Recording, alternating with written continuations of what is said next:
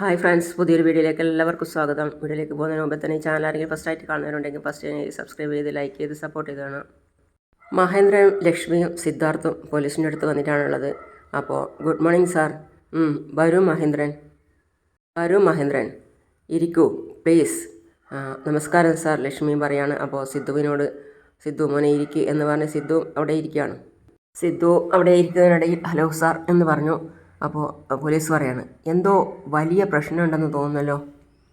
എന്താ കാര്യം മഹേന്ദ്രൻ? അതെന്തിനാ സാർ ചോദിക്കുന്നത്? നടക്കാൻ പാടില്ലാത്തതൊക്കെ നടന്നു.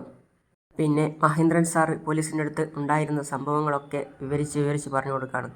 അതായത് മേഘ ലക്ഷ്മിയോട് പറഞ്ഞത്, എനിക്ക് അച്ഛനമ്മമാരും ഇല്ല, എൻ്റെ പേരിൽ യാതൊരു സ്വത്തുക്കളും ഇല്ല, ഞാനിപ്പോൾ തന്നെ എൻ്റെ ജീവിതം അവസാനിപ്പിക്കും എന്ന് പറഞ്ഞ് കുറച്ച് ടാബ്ലറ്റ്സ് കയ്യിലിട്ടിട്ട് അതും വെച്ചിട്ട് റൂമിൽ അടച്ചിട്ട് ഇരുന്നിട്ട് പറയുകയാണ് ലക്ഷ്മിയോട്, ഞാനിപ്പം മരിക്കും എന്നുള്ള കാര്യം. അത് കണ്ട് പേടിച്ചിട്ടാണ് ലക്ഷ്മി, നിനക്കെന്താ, എൻ്റെ പേരിലുള്ള സ്വത്തുക്കളെല്ലാം നിൻ്റെ പേരിൽ എഴുതിത്തരണം, അത്രയല്ലേ ഉള്ളൂ. അത് കേട്ട് മേഘ ടാബ്ലറ്റ്സൊക്കെ താഴെ വെച്ചു. എന്നിട്ട് ലക്ഷ്മി വീണ്ടും പറയാണ്, ഞാൻ അതൊക്കെ എഴുതിത്തരാം മേഘ. പിന്നെ രജിസ്റ്റർ ഓഫീസിൽ പോയതും ലക്ഷ്മി സ്വത്തുക്കളെല്ലാം അവരുടെ പേരിൽ എഴുതി കൊടുക്കുന്നതും ഒക്കെ പറയാണ്. മേഘ പിന്നെ സന്തോഷത്തോടെ അവളുടെ സൈൻ കൂടി കൂട്ടിച്ചേർക്കുകയാണ്. പിന്നെ സിദ്ധു കുറച്ച് ഫയൽസൊക്കെ കൊണ്ടുപോയിട്ട് പറയാണ്, ഇപ്പോൾ അങ്കിളുടെ സ്വത്തുക്കളൊന്നും അങ്കിളുടെ പേരിലേ അല്ല. എന്താ പറയുന്നത് സിദ്ധാർത്ഥ്?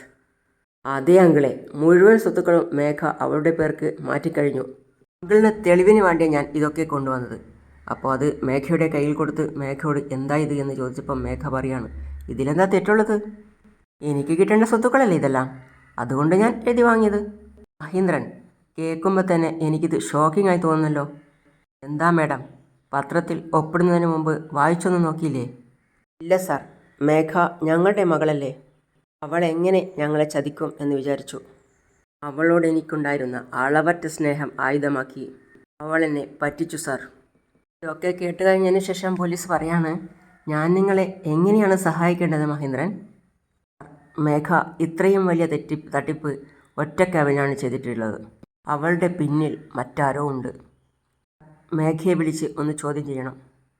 സിദ്ധു പറയാണ്, സാറ് മേഘയെ വിളിച്ച് അവൾ ചെയ്തത് വലിയൊരു തെറ്റാണെന്ന് പറഞ്ഞ് മനസ്സിലാക്കണം.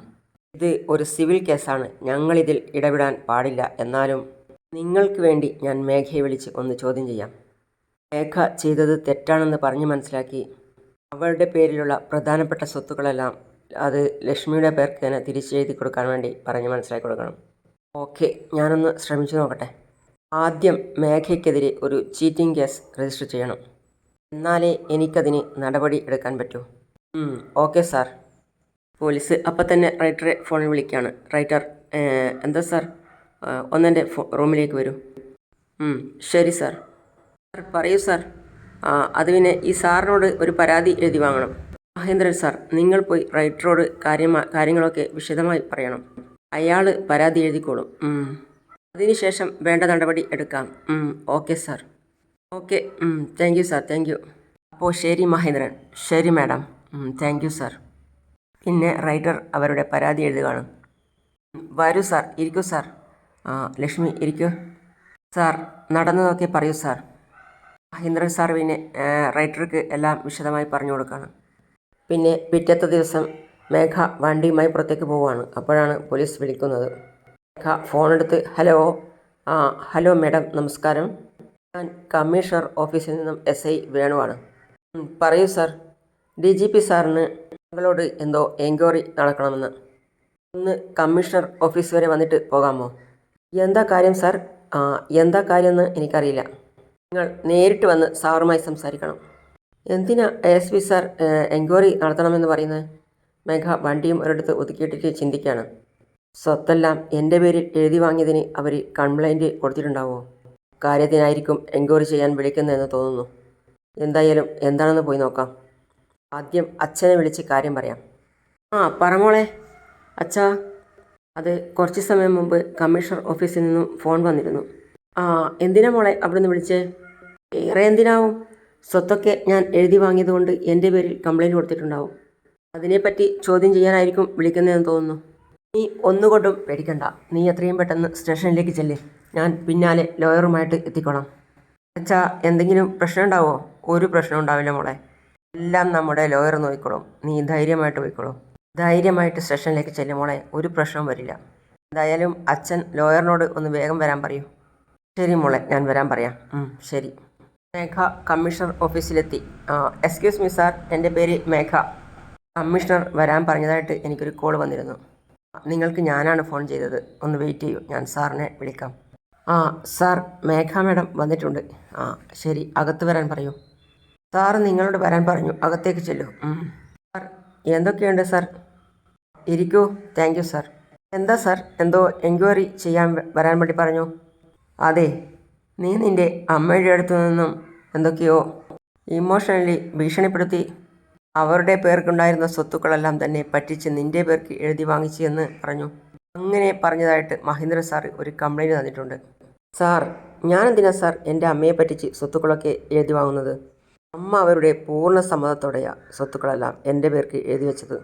അതിനുള്ള ഡോക്യുമെൻറ്റ്സ് എല്ലാം എൻ്റെ കയ്യിലുണ്ട്. അമ്മ സബ് രജിസ്ട്രാർ ഓഫീസിൽ വന്ന് രജിസ്ട്രാറുടെ മുമ്പിൽ വെച്ച സൈൻ ചെയ്തത്. അവരുടെ സ്വത്തുക്കളെല്ലാം എൻ്റെ പേരിൽ എഴുതി വെച്ചത്. അങ്ങനെയുള്ളപ്പോൾ ഞാൻ പറ്റിച്ച് എന്ന് പറഞ്ഞ് എങ്ങനെ എൻ്റെ പേരിൽ കംപ്ലൈൻ്റ് ആവും? സാറിന് എന്തെങ്കിലും സംശയം ഉണ്ടെങ്കിൽ സബ് രജിസ്ട്രാറോട് ഒന്ന് സംസാരിച്ചാൽ മതി. ശരി, ഒരു 5 മിനിറ്റ് ഇവിടെ വെയിറ്റ് ചെയ്യൂ. മഹേന്ദ്രനും ലക്ഷ്മിയും വരട്ടെ. വന്നതിന് ശേഷം സംസാരിച്ച് ഒരു തീരുമാനത്തിലെത്താം. ശരി സാർ, ഓക്കെ. പിന്നെ മേഘ പുറത്തു പോയി ഇരുന്നിട്ട് അച്ഛനെ വിളിക്കുകയാണ്. എന്താ അച്ഛാ ലോയർ ഇതുവരെ വരാത്തത്? ലോയർ ഇപ്പോൾ കോടതിയിൽ നിന്ന് ഇറങ്ങിയതേയുള്ളൂ. നീ പേടിക്കണ്ട, ഇപ്പം അകത്തും. ഇല്ല അച്ഛാ, എനിക്ക് പേടിയൊന്നുമില്ല. അച്ഛൻ ലോയറിനോടൊന്ന് വേഗം വരാൻ പറയുമോ? ശരി മോളെ, വേഗം വരാൻ പറയാം. അപ്പോഴേക്കും ലക്ഷ്മിയും മഹേന്ദ്രൻ സാറും സിദ്ധുവും അവിടെ എത്തി. മേഘ നല്ല ലാഘവത്തോടെ ഇരുന്നത് കണ്ടിട്ട് മഹേന്ദ്രൻ സാറ് മേഘയെ തന്നെ നോക്കുകയാണ്. കമ്മീഷണർ സാറ് ഉണ്ടോ? സാർ, ഒന്ന് വെയിറ്റ് ചെയ്യും, ഞാൻ പോയി ചോദിച്ചിട്ട് വരാം. മേഘയുടെ ആ ഇരിപ്പ്, തൻ്റെ ഇടത്തോടുകൂടിയുള്ള ആ ഇരിപ്പ് മഹേന്ദ്രൻ സാറിന് തീരെ പിടിച്ചില്ല.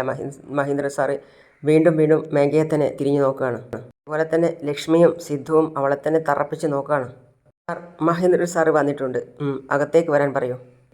നിങ്ങൾക്ക് അകത്തേക്ക് പോകാം. സാറ് പോകാൻ വഴി പറഞ്ഞു. വരൂ ലക്ഷ്മി. മേഘ മാഡം, നിങ്ങളും അകത്തേക്ക് ചെല്ല്. Okay sir. വരൂ മഹേന്ദ്രൻ, ഇരിക്കൂ. ഇരിക്കൂ. മേഘ, നീയും ഇരിക്കൂ. മേഘ, നിന്നെക്കുറിച്ചുള്ള സകല കാര്യങ്ങളും മഹേന്ദ്രൻ എന്നോട് പറഞ്ഞു കഴിഞ്ഞു. ഒരു ഫാമിലി ഫ്രണ്ടായിട്ട് ഈ പ്രോബ്ലം സോർട്ട് ഔട്ട് ചെയ്യാനാണ് ഞാൻ തീരുമാനിക്കുന്നത്. നിൻ്റെ അമ്മ നിന്നെ എത്രത്തോളം സ്നേഹിച്ചിരുന്നു? നിൻ്റെ അച്ഛനും അതുപോലെ നിന്നെ ജീവനായിരുന്നു. അതുകൊണ്ടാണ് നീ ചോദിച്ച ഉടൻ തന്നെ നിനക്ക് തരേണ്ട പങ്ക് അവർ എഴുതി തന്നത്. പക്ഷേ നീ മുഴുവൻ സ്വത്തും നിൻ്റെ പേർക്ക് എഴുതി വാങ്ങുന്നതായി ഇതിനു വേണ്ടിയുള്ള ഡോക്യുമെൻ്റ് നീ തയ്യാറാക്കി. നിന്നെ വിശ്വസിച്ച് ആ ഡോക്യുമെൻ്റ് ഒന്ന് വായിച്ചു പോലും നോക്കാതെ നിൻ്റെ അമ്മ നിനക്ക് ഒപ്പിട്ട് തന്നു. ലക്ഷ്മി മാഡം അറിഞ്ഞുകൊണ്ട് മുഴുവൻ സ്വത്തും നിനക്ക് എഴുതി തന്നില്ല. നീയാണ് മുഴുവൻ സ്വത്തും എഴുതി വാങ്ങി ചീറ്റ് ചെയ്തിരിക്കുന്നത്. വെറുതെ ഒരു പ്രശ്നമുണ്ടാക്കാതെ നീ തന്നെ നിൻ്റെ സ്വത്തുക്കളെല്ലാം ലക്ഷ്മിയുടെ പേർക്ക് തിരികെ എഴുതി കൊടുത്തേക്ക്. അതാണ് നിനക്ക് നല്ലത്. സോറി സാർ, എനിക്ക് എൻ്റെ പേരുള്ള സ്വത്തുക്കളൊന്നും ലക്ഷ്മി അമ്മയുടെ പേർക്ക് എഴുതി വെക്കാൻ പറ്റില്ല. മേഘ, ആരോ നിൻ്റെ പിന്നിലുണ്ട്. അവരാണ് നിന്നെ തെറ്റായി ഗൈഡ് ചെയ്യുന്നത്. നിൻ്റെ പേർക്കിരിക്കുന്ന സ്വത്തുക്കൾ മുഴുവൻ മഹേന്ദ്രൻ ഒറ്റയ്ക്ക് നിന്ന് അധ്വാനിച്ച് ഉണ്ടാക്കിയതാ. നീ അവരെ ചീറ്റ് ചെയ്ത് എഴുതി വാങ്ങിയത് വളരെ വലിയ തെറ്റാ. ദയവ് ചെയ്ത് ആ സ്വത്തുക്കളെല്ലാം ലക്ഷ്മിയുടെ പേർക്ക് തിരികെ എഴുതി കൊടുത്തേക്ക്. നീ ചെയ്ത തെറ്റ് ക്ഷമിക്കാൻ അവർക്ക് കഴിയും. അപ്പോഴാണ് ലോയർ എത്തിയതവിടെ. എന്നിട്ട് പോലീസ് വന്ന് പറയാണ്, സാർ, മേഘയുടെ ലോയർ വന്നിട്ടുണ്ട്. വരാൻ പറയൂ. Hello sir. സാർ, എന്ത് എൻക്വയറി ആയിട്ടാണ് മേഘ മേഡത്തോട് വരാൻ പറഞ്ഞത്? മേഘയുടെ അഡ്വക്കേറ്റ് ചോദിക്കുകയാണ്. മഹേന്ദ്രൻ അദ്ദേഹത്തിൻ്റെ സ്വത്തുക്കൾ മുഴുവൻ മേഘ ചീറ്റ് ചെയ്ത് എഴുതി വാങ്ങിയതായിട്ട് പരാതി തന്നിട്ടുണ്ട്. അതിനെക്കുറിച്ച് അന്വേഷിക്കാനാണ്. ഇതിൻ്റെ എൻക്വയറിയാണ് ഇവിടെ നടക്കുന്നത്. സാർ, അതെന്തായാലും ഞങ്ങൾ കോടതിയിൽ നോക്കിക്കൊള്ളാം. കോടതി വരെ പോകണ്ട എന്ന് കരുതിയിട്ടാണ് ഞാൻ ഇവരോട് ഇങ്ങനെ സംസാരിച്ചുകൊണ്ടിരിക്കുന്നത്. ഈ കേസുമായി ബന്ധപ്പെട്ട് ഫർദറായി നിങ്ങൾ മേഘ മേഡത്തോട് ചോദ്യം ചെയ്യുന്നത് ഒഴിവാക്കാൻ വേണ്ടി ഞങ്ങൾ കോടതിയിൽ നിന്നും സ്റ്റേ ഓർഡർ വാങ്ങിയിട്ടുണ്ട് സാർ. ഇതാ സാർ ഓർഡറിൻ്റെ കോപ്പി. ആ കോപ്പി കമ്മീഷണർ സാർ വായിച്ചിട്ട് പറയാണ്, ദേ നോക്കൂ മേഘ, ഞാനൊരു പോലീസ് ഓഫീസറായിട്ടല്ല സംസാരിച്ചത്. നിൻ്റെ ഫാമിലി ഫ്രണ്ടായിട്ട് പറയുക. നീ വലിയൊരു തെറ്റിലേക്കാണ് പോയിക്കൊണ്ടിരിക്കുന്നത്. നിന്നെ വിശ്വസിച്ച അച്ഛനെയും അമ്മയെയും പറ്റിക്കുന്നത് നല്ലതിനല്ല എന്ന് മേഘ പറയാണ്. ഞാൻ ആരെയും പറ്റിച്ചിട്ടില്ല. എൻ്റെ അച്ഛൻ മഹേന്ദ്രൻ എൻ്റെ കുട്ടിക്കാലം മുതൽക്ക് എന്ത് വാങ്ങിയാലും എനിക്ക് വേണ്ടിയാണ് അത് വാങ്ങാറ് എന്നാണ് പറയാറ്. അത് ലാൻഡായാലും കമ്പനി ആയാലും ഒരു ചെറിയ സാധനങ്ങൾ ആയാൽ പോലും എനിക്ക് മാത്രമാണെന്ന് പറഞ്ഞ് വാങ്ങിയിട്ട് അപ്പോൾ അതില്ലെന്ന് പറഞ്ഞാൽ അത് എന്നെ പറ്റിക്കുന്നത് പോലെയല്ലേ സാർ? ഞാനിവരെ പറ്റിച്ചിട്ടില്ല സാർ. ഇവരാണ് എന്നെ പറ്റിക്കാൻ നോക്കിയത്. അതുകൊണ്ടാണ് ഇവരുടെ പേരിലുള്ള സ്വത്തുക്കളെല്ലാം ഞാൻ എഴുതി വാങ്ങിയത്. പിന്നെ ലക്ഷ്മി പറയാണ്, എടി എത്ര ധൈര്യം ഉണ്ടായിട്ടാ എൻ്റെ സ്വത്ത് എന്നെ പറ്റിച്ച് വാങ്ങിയതും പോരാ, അപ്പോൾ അതിൻ്റെ പേരിൽ ന്യായീകരിച്ച് സംസാരിക്കുന്നു എന്ന് പറഞ്ഞ് ലക്ഷ്മി എണീറ്റ് മേഘയുടെ മുഖത്തൊരടി കൊടുത്തു. ഏയ് ആൻറ്റി വേണ്ട എന്ന് പറഞ്ഞ് സിദ്ധു തടുക്കുകയാണ്. അതുപോലെ തന്നെ മഹേന്ദ്രൻ സാറും പറയാണ്, ലക്ഷ്മി വേണ്ട, നിന്നെയൊക്കെ വിശ്വസിച്ചല്ലേ ഞാൻ.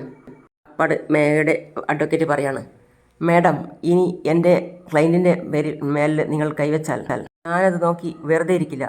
ഉറപ്പായും അതിനുള്ള കേസ് നിങ്ങളുടെ പേരിൽ ഞാൻ രജിസ്റ്റർ ചെയ്തു. നിങ്ങളെ റിമാൻഡ് ചെയ്യേണ്ടി വരും. അടിക്കരുത് മാഡം, ഇമോഷണൽ ആവരുത്, കൺട്രോൾ ചെയ്യൂ. അഡ്വക്കേറ്റ് പറയാണ്, സാർ എന്താ ഇത്? സാറിൻ്റെ കൺമുന്നിൽ വെച്ചാണ് ഇവർ ഇത് ചെയ്തത്, എന്നിട്ട് സാർ നോക്കിയിരിക്കുകയാണോ? അപ്പോൾ പോലീസ് പറയാണ്, മേഘ സ്വത്ത് മുഴുവൻ പറ്റിച്ച് എഴുതി വാങ്ങിയിരിക്കുക. ആ ദേഷ്യത്തിൽ അവരടിച്ചിട്ടുണ്ടാവും. ഇപ്പോൾ എന്ത് ചെയ്യണമെന്നാണ് പറയുന്നത്? പോലീസ് ചോദിക്കുകയാണ് വക്കീലിനോട്. നിങ്ങൾ ഇവർക്ക് ഒരുപാട് ഫേവർ ചെയ്യുന്നുണ്ട്. ഞാൻ ആർക്കും ഫേവർ ചെയ്തിട്ടില്ല. ഇരു കൂട്ടരെയും കോംപ്രമൈസ് ചെയ്ത് പ്രശ്നം സോൾവ് ചെയ്യാൻ ശ്രമിക്കുകയാണ്. നോക്കൂ, കുറച്ച് സമയം മിണ്ടാതിരിക്കൂ. മേഘ, ഫൈനലി നീ എന്താ പറയുന്നത്? കമ്മീഷണർ സാർ ചോദിക്കുകയാണ്. എൻ്റെ പേർക്കിരിക്കുന്ന സ്വത്ത് മുഴുവൻ ഇവരുടെ പേർക്ക് എഴുതി കൊടുക്കുമോ ഇല്ലയോ? എന്നെ ഇത്രയും നാണം കെടുത്തിയതല്ലേ? ഇനി ഞാൻ ഇവരുടെ പേരിൽ സ്വത്തുക്കൾ എഴുതി വെക്കാൻ പോകുന്നില്ല. സാധിക്കുമെങ്കിൽ ഞാനിവരെ പറ്റിച്ച് സ്വത്തുക്കളൊക്കെ കൈക്കലാക്കിയെന്ന് കോർട്ടിൽ തെളിയിക്കട്ടെ. നോക്കൂ മേഘ, നീ ആരെയാണ് എതിർക്കുന്നത് എന്ന് നിനക്ക് അറിയില്ല. മഹേന്ദ്രൻ സാർ പറയാണ്, പിന്നീട് നീ ഒരുപാട് ദുഃഖിക്കേണ്ടി വരും. അത് നമുക്ക് കാണാം. മേഘ വെല്ലുവിളിക്കാണ്.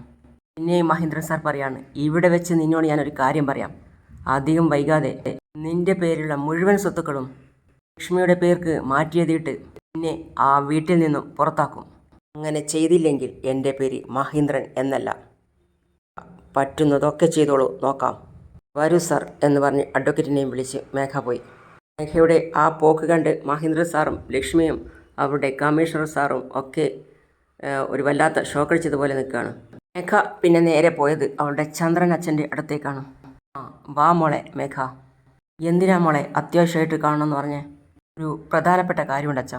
എന്താ മോളെ? മഹേന്ദ്രൻ അച്ഛൻ എനിക്കെതിരായി കോർട്ടിൽ കേസ് ഫയൽ ചെയ്തു. ഞാൻ ലക്ഷ്മി അമ്മയെ പറ്റിച്ച് സ്വത്തുക്കളൊക്കെ എഴുതി വാങ്ങിയതായിട്ട് എൻ്റെ പേരിൽ കേസ് കൊടുത്തിരിക്കുക. എന്താ അച്ഛാ ഇപ്പം ചെയ്യുക? നീ ഒന്നുകൊണ്ടും പേടിക്കണ്ട.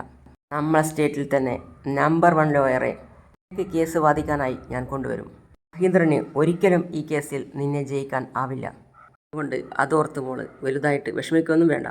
അങ്ങനെയാണ് ഇന്നത്തെ ഭാഗം അവസാനിക്കുന്നത്. അടുത്തതായി കാണിക്കുന്നത് അവരുടെ ഗസ്റ്റ് ഹൗസിൽ വന്നിട്ട് 2-3 ആൾക്കാർ പറയാണ്, കഥകിൽ തട്ടുകയാണ്. അപ്പോൾ ലക്ഷ്മി ചോദിക്കുകയാണ്, ആരാ നിങ്ങൾ കളിക്കുവാണോ? ആരാ നിങ്ങൾ ഈ വീട് വിട്ട് പോകണം. അപ്പോൾ ലക്ഷ്മി പറയാണ്, ഞങ്ങളെന്തിനാണ് ഈ വീട് വിട്ട് പോകുന്നത്? നിങ്ങളെ പുറത്താക്കാൻ ഞങ്ങൾക്ക് ഓർഡർ കിട്ടിയിട്ടുണ്ട്. അപ്പോൾ മഹേന്ദ്രൻ സാർ വന്നിട്ട് പറയാണ്, ഞങ്ങളെ വീട്ടിൽ നിന്നും പുറത്താക്കാൻ നിങ്ങളൊക്കെ ആരാടാ? സംസാരിച്ചിട്ട് കാര്യമില്ല, പിടിച്ച് പുറത്താക്കടാ രണ്ടിനെയും. അങ്ങനെ മഹേന്ദ്രൻ സാറിനെയും ലക്ഷ്മിയെയും അവിടെ നിന്നും പുറത്താക്കുകയാണ്. സാധനങ്ങളൊക്കെ എടുത്ത് പുറത്തിടടാ. വേഗമാവട്ടെ, നിങ്ങൾ എന്തായി ചെയ്യുന്നത്? ലക്ഷ്മി ചോദിക്കുകയാണ്. വേഗമാവട്ടെടാ, വേഗമാവട്ടെ. ഞങ്ങളെ വിടാൻ. അപ്പോൾ ഇപ്പുറത്തെ വീട്ടിൽ നിന്നും ജാനകിയും വാസുവും ഒക്കെ ശ്രദ്ധിക്കുകയാണ്. ഇങ്ങോട്ട് വരാൻ എന്ന് പറയുമ്പോൾ ലക്ഷ്മി പറയാണ്, ആരാ നിങ്ങൾ? അപ്പോഴേക്കും പുറകിൽ നിന്നും ആരോ വന്ന് ഒരുത്തനെ അടിക്കുകയാണ്. ഒരു നല്ല ഇരുമ്പ് വടി എടുത്ത് അവനെ തലക്കടിക്കുകയാണ്. അത് കണ്ട് എല്ലാവരും ഞെട്ടി നോക്കുകയാണ്. പുറകിൽ നിന്നും അടിച്ച അത് മറ്റാരുമായിരുന്നില്ല, ചന്ദ്രികയായിരുന്നു.